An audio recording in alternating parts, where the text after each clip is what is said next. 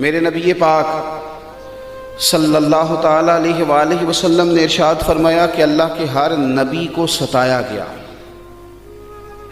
فرمایا میں اللہ کا آخری نبی ہوں، محبوب ہوں، مجھے سب سے زیادہ ستایا گیا۔ اپنے ذہن میں ایک بات بٹھائیں کہ زندگی میں تکلیف آئے گی، اپنے ذہن کے اندر اس بات کو جگہ دیں کہ آزمائشیں ہر لمحہ ہیں، ہر گھڑی ہیں، ہر موقع پہ ذہن بنا لیں۔ ہمارا ذہن یہ بن گیا ہے کہ کسی نہ کسی طریقے سے سکھ تلاش کر لیں۔ میں یہ چاہتا ہوں کہ میری مرضی کے مطابق سارے کام ہوں، پھر جو کام میں مرضی کے خلاف ہو جاتا ہے مجھے وہ تکلیف دیتا ہے۔ حالانکہ اگر بندہ سیکھ جائے کہ مرضی میری نہیں چلے گی، مرضی رب رسول کی چلے گی، جب وہ سیکھ جائے نا تو بعض تکلیفیں بھی اسے مزہ دیتی ہیں، بعض آزمائشیں بھی اسے مزہ دیتی ہیں۔ بعض اوقات اگر کہیں کوئی چیز کڑوی بھی آ جائے نا تو بھی فائدہ دے جاتی ہے۔ قرآن مجید میں متعدد مقامات پر آزمائش کا ذکر ہے، متعدد مقامات پہ اللہ کے امتحان کا ذکر ہے، متعدد مقامات پہ کہا گیا کہ تمہیں آزمایا جائے گا۔ لیکن ہمارا یہ طریقہ ہے کہ نعمتیں آتی رہیں تو ہم راضی رہتے ہیں، اور کسی جگہ اگر کمزوری آئے، کسی جگہ امتحان دینا پڑ جائے، کسی جگہ کوئی کڑوی چیز آ جائے۔ محمود غزنوی بیٹھے ہوئے تھے، پھل کھا رہے تھے، تو ایک مالٹا محمود غزنوی کے قریب آیا تو اس کو توڑا، مالٹے کے ٹکڑے ہوتے ہیں، اس کی کاشیں بن جاتی ہیں۔ ایک ٹکڑا اس نے نا کھانے سے پہلے ایاز کو دیا، ایاز فٹافٹ کھا گیا۔ اب محمود نے دوسرا حصہ اسی مالٹے کا اپنے منہ میں رکھا تو تھوک دیا، اتنا کڑوا۔ پھر پلٹ کے نظر ڈالی ایاز پہ تو کہنے لگے یار تو عجیب آدمی ہے، اتنا کڑوا تھا تو نے بتایا نہیں، گٹ گٹ کر کے تو کھا گیا ہے۔ تو اس نے جو بات کی نا جواب میں، وہ سمجھانے لائق ہے، وہ سمجھنے لائق ہے، وہ غور کرنے کی بات ہے کہ اس طرح بھی ہوتا ہے۔ تو ایاز کہنے لگے بادشاہ سلامت، تیرے ہاتھوں سے نا ہمیشہ ہی میٹھے ملے ہیں، اب ایک کڑوا آیا تھا میں تھوک دیتا تو کوئی آئین وفاداری تو نہیں ہے نا، میں نے اس کا ذائقہ نہیں دیکھا، میں نے تو وہ ہاتھ دیکھے۔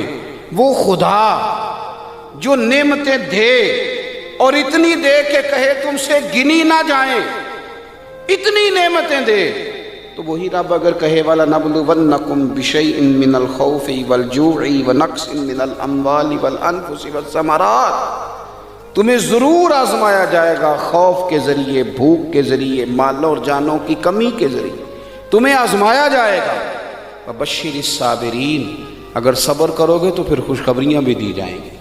تو اگر اللہ آزمائے میرے بھائی، اگر رب آزمائے تو جس طرح اس کی نعمتیں آگے بڑھ کے جھولی میں ڈالتے ہو نا، اسی طرح یہ بھی کہنا چاہیے کہ دکھ قبول محمد بخشا، راضی رہن پیارے۔ امام علی مقام نے میدان کربلا میں ہمیں بتایا ہے کہ مجھے رب نے اعزاز یہ دیا تھا کہ رسول پاک کا نواسہ بنایا۔ لوگوں میری شان یہ ہے کہ میں مولا علی کا لخت جگر ہوں، میرا مقام یہ ہے کہ میں نے سیدہ طیبہ طاہرہ حضرت فاطمہ الزہرا کا دودھ پیا ہے، میرا مرتبہ یہ ہے کہ میں جنتی جوانوں کا سردار ہوں۔ یہ خدا نے نعمتیں فرمائی ہیں۔ اور پھر خدا نے کہا حسین آنا میدان کربلا میں آ کے امتحان بھی دے۔ تو امام علی مقام کی زندگی ہمیں سبق دیتی ہے کہ اگر ساری نعمتیں، ساری عزتیں، ساری سعادتیں تیرا مقدر ہیں تو امتحان دینا پڑ جائے تو پھر بھی تجھے خوشی خوشی امتحان دینا ہے۔ اور کس طرح دینا ہے کہ علی اصغر سے لے کر علی اکبر تک، اور جناب قاسم بن حسن سے لے کر حضرت عباس تک، اگر سارا گلشن بھی امتحان میں پیش کرنا پڑے تو پیش کر دینا ہے، اور پیغام یہی دینا ہے کہ دکھ قبول محمد بخشا، بس راضی رہن پیارے۔ صوفیاء کے اندر کچھ لوگ ایسے ہیں جن کو ملامتی کہا جاتا ہے، وَلَا يَخَافُونَ لَوْمَةَ لَائِمٍ، وہ کسی ملامت کرنے والے کی ملامت کی پرواہ نہیں کرتے۔ ذَلِكَ فَضْلُ اللَّهِ يُؤْتِيهِ مَن يَشَاءُ، اللہ کا یہ فضل ہے، رب جسے چاہے عطا کرے۔ حضرت ذوالنون مصری داتا صاحب فرماتے ہیں کہ کمال آدمی تھے، لیکن انہوں نے نہ راہ آزمائش اختیار کی، رستہ اس طرح کا اختیار کیا کہ جس میں لوگ انہیں برا ہی کہتے تھے۔ وہ فیمس نہیں ہو سکے، ہر گلی ہر کونے ہر جگہ ان کی تعریف نہیں ہو سکی، کچھ تعریف نہیں ہو سکی، کچھ اپنوں نے قدر بھی نہیں پہچانی۔ اہل مصر نے ان کے ساتھ کوئی اچھا رویہ اختیار نہیں کیا۔ ہوتا یہ ہے کہ جب لوگ اپنے مزاج کو غالب کر لیتے ہیں ہر چیز پر اور کہتے ہیں جو میں کہہ رہا ہوں، جو میں سوچ رہا ہوں وہی حق ہے، اسی پر ساری دنیا آ جائے، تو بہت ساری جگہوں پہ نا وہ اپنے گمان کے مطابق چیزوں کو تباہ کر بیٹھتے ہیں، اور بہت سارے صالحین کے بارے میں، بہت سارے متقی لوگوں کے بارے میں بدگمانیاں پیدا کرتے ہیں، اور تربیت اپنی رک جاتی ہے، خیر سے دور ہٹ جاتے ہیں۔ حضرت ذوالنون مصری رحمۃ اللہ علیہ کے ساتھ بھی ان کے اپنے شہر کے لوگوں نے، ان کے اپنے ارد گرد کے لوگوں نے ان کے ساتھ کوئی اچھا سلوک نہیں کیا۔ زندگی بھر کسی شخص نے بھی کوئی اس طرح کا رویہ ان کے ساتھ نہیں رکھا۔ ہاں عقیدت مند لوگ تھے، محبت کرنے والے بھی تھے، لیکن اکثریت ان لوگوں کی تھی کہ جو ان کی طرف جب بھی نظر اٹھاتے تھے تنقید کی اٹھاتے تھے، طنز کی اٹھاتے تھے۔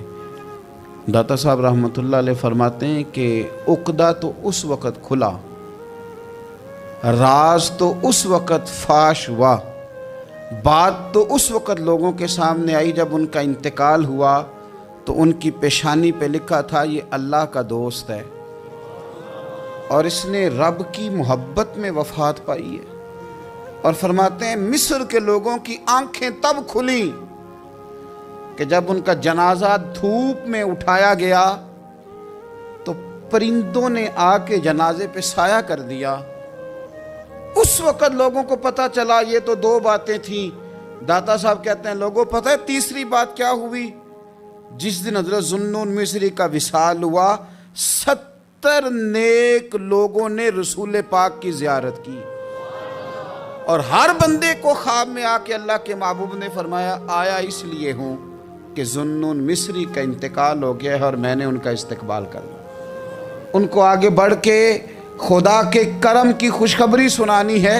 رسول کائنات میرے مرنے پہ ہر سو شور مچ جائے گا دیکھو گے، کہنے الوداع سرکار خود تشریف لائیں گے۔ اور درویش نے کہا تھا بعد مرندے مکھڑا میرا ہو جاوے جے تازہ، پھر سمجھ لینا محبوب میرے نے آن پڑے ہے جنازہ۔ او بھائی یاد رکھیے گا بہت سارے لوگ ایسے ہوتے ہیں کہ جن کی لوگ اس طرح قدر نہیں کرتے جتنے کہ وہ قیمتی ہوتے ہیں، لیکن یاد رکھیں ان لوگوں کو بھی یہ سمجھنا چاہیے، اس مثال سے ان کو بھی اپنی ذہن سازی کرنی چاہیے کہ لوگوں سے قدر کرانا ویسے اتنا ضروری بھی نہیں، زیادہ ضروری تو یہی ہے نا کہ رب رسول کی نظر میں بندے کا کیا مقام ہے۔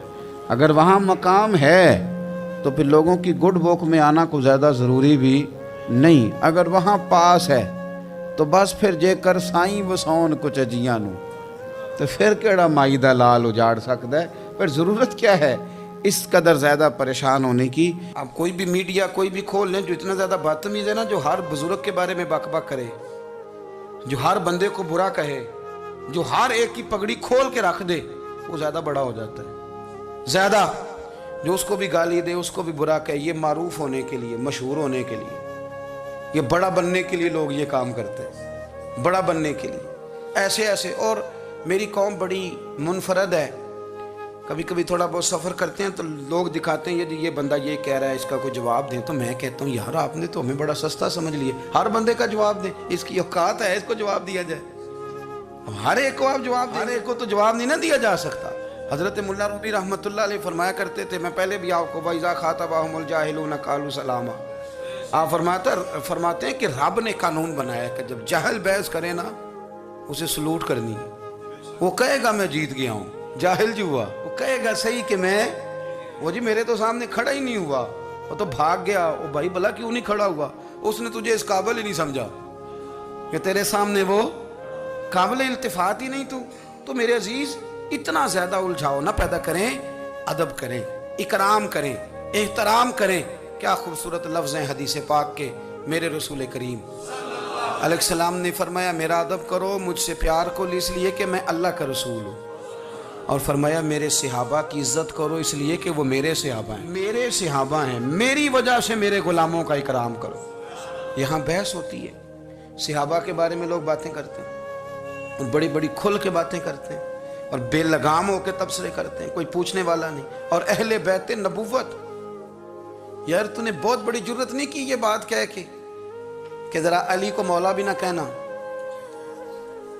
بہت بڑا سیانا بندہ ہے, سنا ہے بہت اونچی جگہ بیٹھ کے درس دیتا ہے, بڑی محترم جگہ, اور وہ کہتا ہے کہ چونکہ مولا کے کئی معنی تو کچھ جاہل بندے ایسے ہیں جو معنی بدل کے اور معنی میں لے لیں گے, لہذا حضرت علی کہو مولا نہ کہو, یعنی اسے بھی مولا نہ کہو جسے نبی پاک نے مولا کہا ہے, اسے بھی مولا نہ کہو, اس کی بات مان کے. یار آپ دین کا حسن ضائع کر رہے ہیں. آپ رسول کریم علیہ الصلوۃ والسلام جس کا جو اعزاز بیان کریں گے حضور کی نسبت کی برکت سے امت اس کا وہ اعزاز نہ صرف مانے گی بلکہ جانے گی. کیا خوبصورت جملے. حضور نے فرمایا میرے علی کا چہرہ دیکھنا عبادت. حضرت ابو طلحہ انصاری کہتے ہیں میں نے تجسس کی نظروں سے دیکھا. صحابہ ہمارا بڑا بھلا کرتے تھے نا, کہتے ہیں میں نے تجسس کی نظروں, حضور سمجھ گئے کہ اس کی نظروں میں سوال ہے. حضور نے فرمایا النظر الی وجہ علی عبادہ, علی کا چہرہ دیکھنا. حضرت ابو طلحہ کہتے ہیں میں نے تجسس سے دیکھا تو حضور مسکرائے.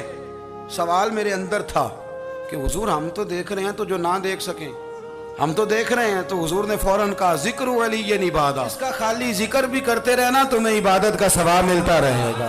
تو نبی پاک صلی اللہ علیہ وسلم نے جو اکرام کی سیڑھیاں بتائیں, جو آداب کے طریقے رسول کریم نے بتائے, وہ سارے اس لیے بتائے کہ امت ان کا ادب کرے, امت ان کا اکرام کرے, امت ان کا احترام کرے.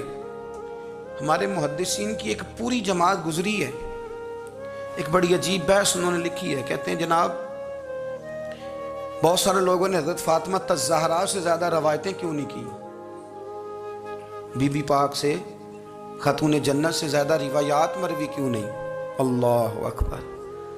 تو ایک صوفی بزرگ نے کمال لکھا ہے, وہ کہتے ہیں اصل بات یہ ہے کہ بہت سارے بزرگ تھے جو ڈرتے تھے کہ جب آپ کسی سے حدیث لیتے ہیں تو پھر آپ کو نا اس کے احوال بھی بیان کرنے پڑتے ہیں. تو بڑے لوگ ڈرتے تھے کہ اتنا بڑا نام سیدہ پاک کا اور ہم اس پر بات کریں, سیدہ پاک پہ بات کریں. اعلیٰ حضرت کے چھوٹے شہزادے کی بات میں نے کئی دفعہ سنائی ہے. وہ فرمایا کرتے تھے مجھے اللہ کی عزت کی قسم میں نے اپنے نبی کی بیٹیوں کے نام کبھی بغیر وضو زبان سے ادا ہی نہیں کی. ڈر آتا ہے, ڈر آتا ہے. اوہ ہو اتنی مقدس ہستیاں, لوگ کانپتے تھے. توبہ توبہ. اب تو بحث کرتے ہیں, کہتے تھے حضور کی ازواج کے بارے میں بات کریں, ام المومنین حضرت خدیجہ کی بات کریں, حضرت حفصہ کی بات کریں, ام حبیبہ کی, سیدہ طیبہ عائشہ صدیقہ کی بات کریں. لوگ ڈرتے تھے, خبردار کوئی ایسا جملہ نہ نکل جائے. بھائی نسبت کا اکرام, جب کوئی حضرت عائشہ کی عزت کرتا ہے تو دراصل میرے نبی پاک کا اکرام کرتا ہے. جب اہل بیت نبوت کا ادب کیا جاتا ہے تو رسول کریم